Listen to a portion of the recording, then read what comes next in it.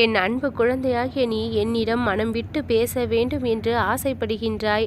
அதற்கான விடையை நான் தந்தே ஆக வேண்டும் என்று ஒரு ஏக்கத்தோடு இருக்கின்றாய்.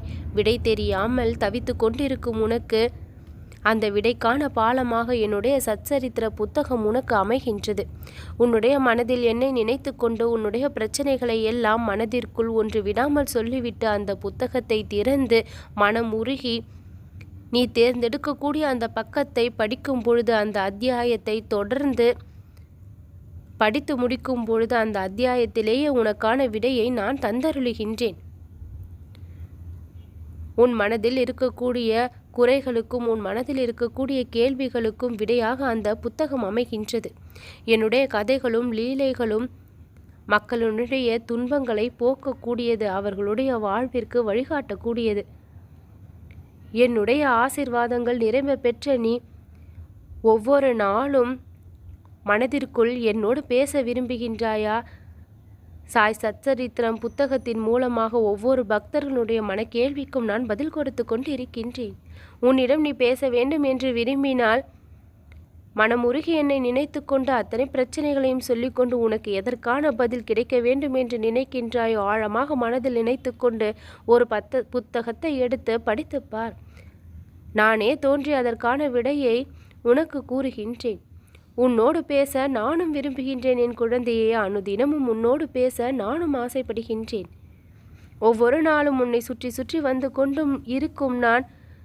என் அன்பு குழந்தையாகி நீ மனதிற்குள் இத்தனை கேள்விகளை வைத்து கொண்டு கஷ்டப்பட்டு கொண்டிருக்கின்றாயே. என்னிடம் மனம் விட்டு பேசினால்தான் என்ன என்று நினைப்பேன்.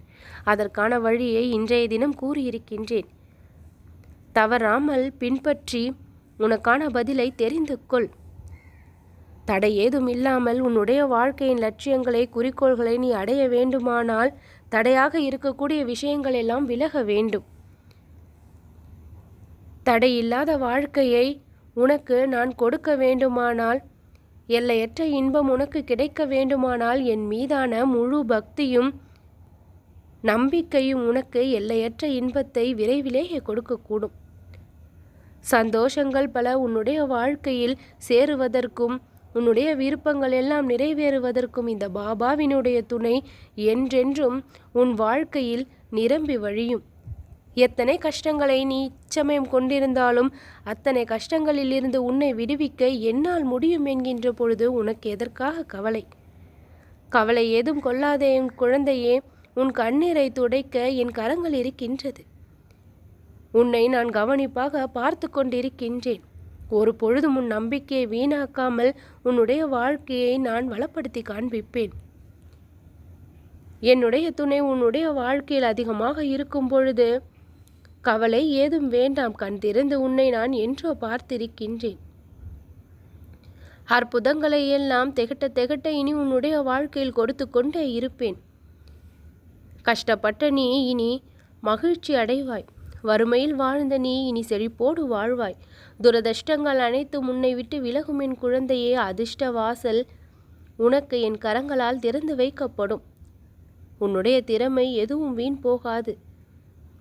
அமைதியும் சாந்தியும் உன்னிடம் நிலைத்து இருக்கும். தாராளமான பக்தியை என் முன் செலுத்தி கொண்டிருக்கின்றாய். ஏராளமான நன்மைகளை நானும் உனக்கு வழங்கி மகிழ்வேன். என்னுடைய ஆசிர்வாதம் எப்பொழுதும் உனக்கு உண்டு. நல்லது நடக்கும்.